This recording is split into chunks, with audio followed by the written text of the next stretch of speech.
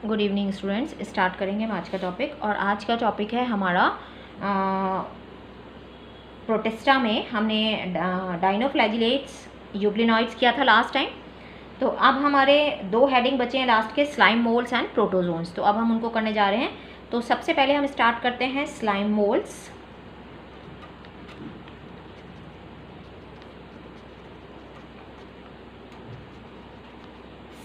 Slime moulds, ठीक है। Slime moulds जो होते हैं, ये इनका जो मोड ऑफ न्यूट्रिशन होता है वो होता है सेप्रोफाइटिक।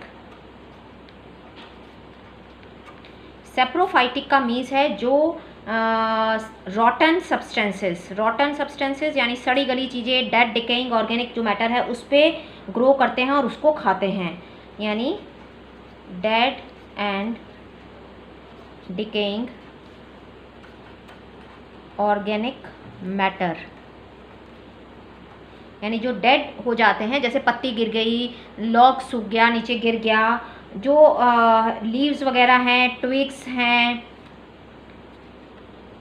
तो जो भी डेड ऑर्गेनिक मैटर है उसके ऊपर ग्रो करते हैं, उसके ऊपर जो है उसको कंज्यूम करते हैं। इसलिए इनका जो मोड ऑफ न्यूट्रिशन है वो सेप्रोफाइटिक कहलाता है, ठीक है। जब फेवरेबल कंडीशन होती है तो ये क्या करते हैं, जैसे इसमें जो न्यूक्लियस होता है वो 2n होता है, ठीक है। और ये अमीबॉइड, जैसे अमीबा का होता है, अमीबॉइड की तरह से होता है, इस तरह से इसमें। और इसमें मल्टीपल जो है न्यूक्लियस डिवाइड होते चले जाते हैं, न्यूक्लियस डिवाइड हो जाते हैं, यानी कैरियोकाइनेसिस होती जाती है, बट साइटोकाइनेसिस नहीं होती। तो बहुत सारे न्यूक्लियस इसमें इकट्ठा हो जाते हैं और ये कंडीशन जो है वो कहलाती है प्लाज्मोडियम। ये कंडीशन कहलाती है प्लाज्मोडियम। इसको उस प्लाज्मोडियम से कंफ्यूज नहीं करना जो आपने मलेरिया पैरासाइट के लिए पढ़ा है। यहाँ पर क्या होता है कि ये जो डिप्लॉयड न्यूक्लियस है, 2n न्यूक्लियस जो है, ये डिवाइड होता रहता है, यानी कैरियोकाइनेसिस होती रहती है, बट साइटोकाइनेसिस नहीं होती, और ये कहलाता है प्लाज्मोडियम, यानी इकट्ठे हो जाते हैं सारे न्यूक्लियस एक ही के अंदर। और ये पूरा बढ़ता चला जाता है, साइज़ में बहुत बड़ा होता जाता है। अमीबॉइड जैसे मूवमेंट होता है उस तरह से ये साइज़ में बहुत बड़ा होता चला जाता है, और सारे इसके न्यूक्लियस 2n होते हैं, यानी डिप्लॉयड होते हैं। तो ये इस तरह से जब इसका ऑर्गेनिक मैटर को कंज्यूम करता जाता है और बढ़ता जाता है साइज़ में, तो ये कहलाता है प्लाज्मोडियम, ठीक है। बहुत लंबा हो जाता है, सेवरल फीट तक लॉन्ग हो जाता है ये, ठीक है। पर जब अनफेवरेबल कंडीशन आती है तो अनफेवरेबल कंडीशन में ये क्या करता है, ये फ्रूटिंग बॉडी बनाता है। अनफेवरेबल कंडीशन में यहाँ अपने एजेस पर इस तरह से फ्रूटिंग बॉडी बना लेता है, और इसका न्यूक्लियस इसके अंदर आ जाता है, ये 2n होता है, और यहाँ पर ये मियोटिकली डिवाइड होता है। ये जो 2n न्यूक्लियस होता है ये मियोटिकली डिवाइड होता है। ये जो 2n न्यूक्लियस होता है, एक जिसका 2n न्यूक्लियस था, ये मियोसिस करता है। मियोसिस मतलब रिडक्शन डिवीज़न।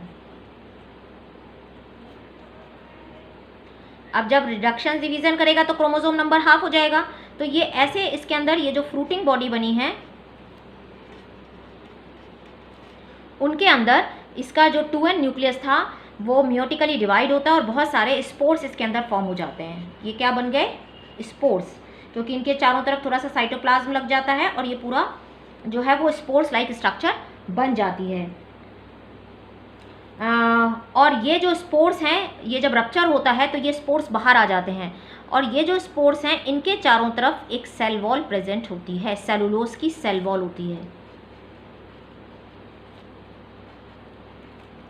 सेलुलोज की सेल वॉल प्रेजेंट होती है ये स्पोर्स के ऊपर। जब ये स्पोर्स लिबरेट होते हैं तो ये एक स्पोर को अगर हम देखें तो इसके ऊपर सेलुलोज की सेल वॉल प्रेजेंट होती है, ठीक है। और ये जो न्यूक्लियस है इसका वो n होता है। आप देखो किस तरह से रिजेंबल कर रहा है। यहाँ पर ये अमीबॉइड शेप है और सेल वॉल नहीं है इसके पास प्लाज्मोडियम में सेल वॉल नहीं है, सेल वॉल एब्सेंट है, तो ये एनिमल से रिजेंबल कर रहा है।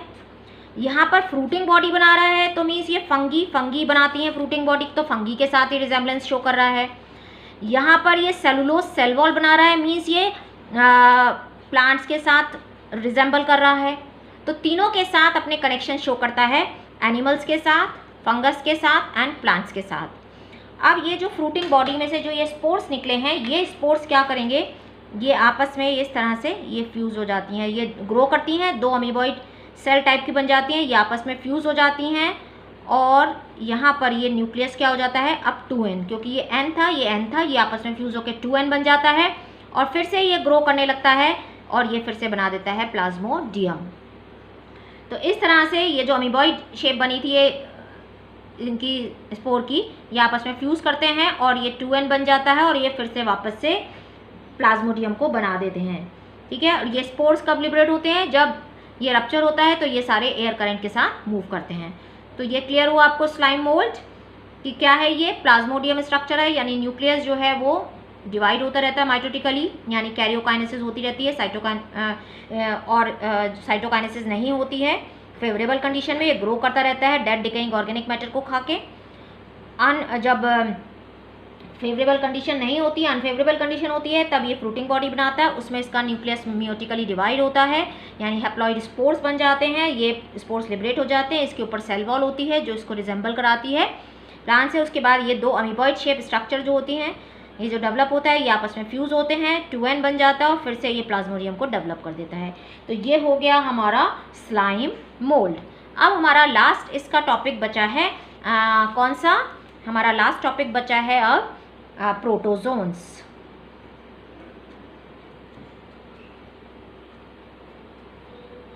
ठीक है, तो प्रोटोजोन के अंदर आप पढ़ोगे 4 हेडिंग, कौन कौन से 4 ग्रुप में पढ़ोगे। फर्स्ट अमीबॉइड प्रोटोजोन, दूसरा पढ़ोगे आप फ्लैजिलेटेड, ये इनके मूवमेंट के ऊपर है। फिर आप पढ़ोगे सिलिएटेड और फिर आप पढ़ोगे स्पोरोजोन्स।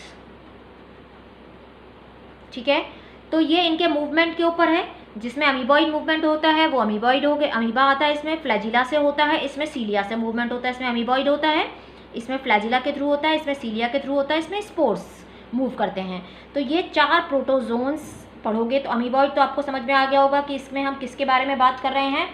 इसमें हम बात करने जा रहे हैं, इसको आप याद करने के लिए मैं एक ट्रिक दे देती हूँ। आओ फिर चलें स्कूल, आओ फिर चलें स्कूल, या आओ फिर स्कूल चलें, आप जो भी मर्जी जो आपको इजी लगे वो कर सकते हैं। आओ फिर स्कूल चलें, आओ फिर चलें स्कूल। ठीक है, आओ फिर स्कूल चलें या आओ फिर चलें स्कूल, कुछ भी आप कर सकते हो। ये चारों हो गए और ये बेसिकली मूवमेंट्स पे हैं। तो सबसे पहले जब हम अमीबॉइड देखते हैं तो इसके अंदर हमारा क्या आता है, अमीबा एंड अमीबा। अमीबा के बारे में तो सबको पता है, सूडोपोडिया होते हैं, ये फॉल्स फीट निकालता है, ये उससे मूव करता है, इसके पास सूडोपोडिया होते हैं। ठीक है, इसलिए अमीबॉइड मूवमेंट होता है। एंट अमीबा इसी की स्पीसीज़ है, एंट अमीबा हिस्टोलॉइटिका, और ये अमीबिक डिसेंट्री क्रिएट करता है।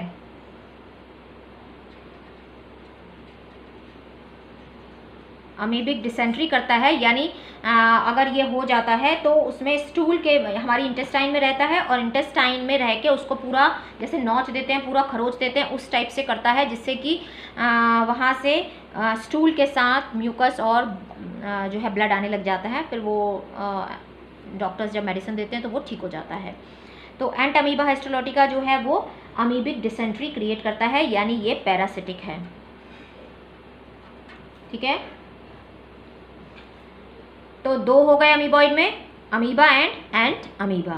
उसके बाद फ्लैजिलेटेड हमने बात की थी। फ्लैजिलेटेड इसका मतलब इसके पास फ्लैजिला होगा।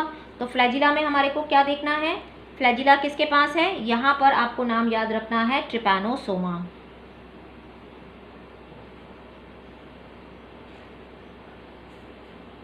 इसमें ऐसे ये फ्लैजिला होता है जिससे ये मूव करता है, और इससे जो बीमारी, इसमें नाम याद रखना है आपको ट्रिपैनोसोमा।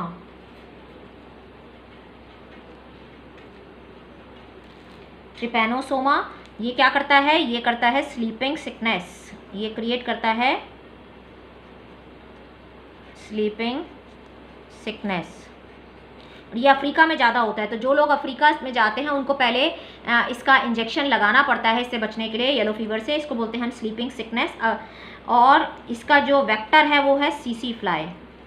इस पर कई बार पूछ लिया जाता है, कई बार क्वेश्चन आ जाता है, तो याद रख लीजिए इसका वेक्टर है सीसी फ्लाई। इसका वेक्टर है सीसी फ्लाई, ठीक है।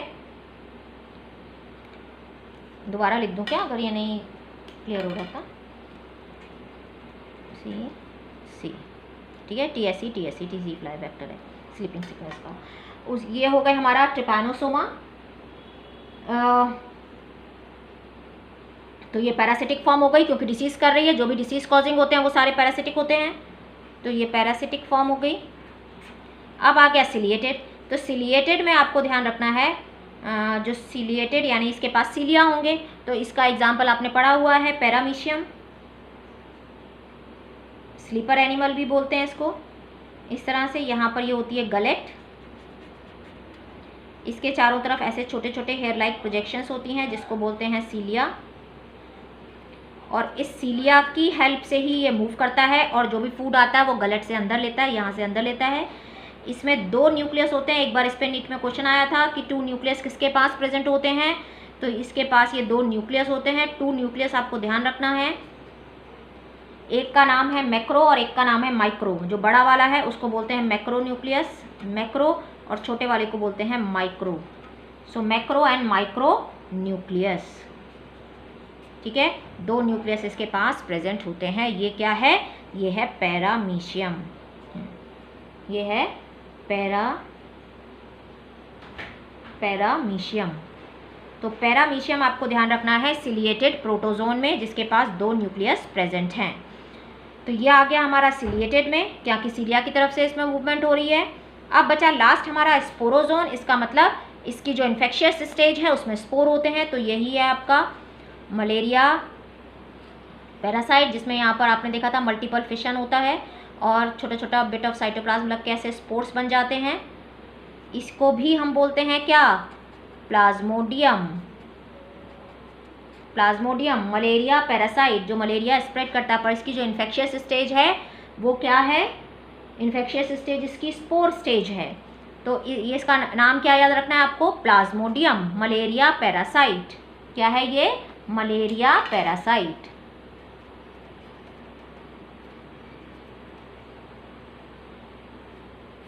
Malaria parasite Plasmodium. और इसकी जो इन्फेक्शियस स्टेज है वो क्या है?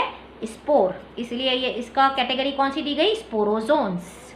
तो इसमें आ गया स्पोरोजोन्स में malaria parasite Plasmodium, infectious stage हो गई इसकी स्पोर, ठीक है। तो ये हो गए हमारे प्रोटोजोन्स। तो प्रोटोजोन को हमने 4 हेडिंग के अंदर पढ़ा है। अमीबॉइड जिसमें अमीबा लाइक मूवमेंट होता है, तो 3 तो मूवमेंट वाले ही हो गए। आओ फिर स्कूल चलें, या आओ फिर चलें school. Amoeba, Entamoeba histolytica, Entamoeba histolytica से अमीबिक डिसेंट्री होती है। अमीबा इसमें सूडोपोडिया होते हैं, फॉल्स फीट। सूडोपोडिया का मतलब है फॉल्स फीट, जो अपने फॉल्स फीट निकाल के मूव करता है। एंटमीबा पैरासिटिक फॉर्म है जो अमीबिक डिसेंट्री करता है। फ्लैजिलेटेड में जिसमें फ्लैजिला प्रेजेंट है, फ्लैजिला के हेल्प से ये मूव करता है। ये पैरासिटिक फॉर्म है जिसको आपको नाम याद रखना है ट्रिपैनोसोमा, जिससे स्लीपिंग सिकनेस डिसीज होती है। इसके वेक्टर है सीसी फ्लाई।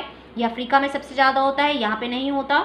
सिलिएटेड यानी सीलिया प्रेजेंट हो तो पैरामीशियम का नाम ध्यान रखना है जिसके चारों तरफ सीलिया होता है और ये सीलिया से मूव करता है और सीलिया से ही जो भी फूड है वो गलेट के थ्रू अंदर लेता है। इसमें 2 न्यूक्लियस होते हैं, macro nucleus and micro nucleus. इस पर क्वेश्चन नीट में आ चुका है, ये आपको ध्यान रखना है।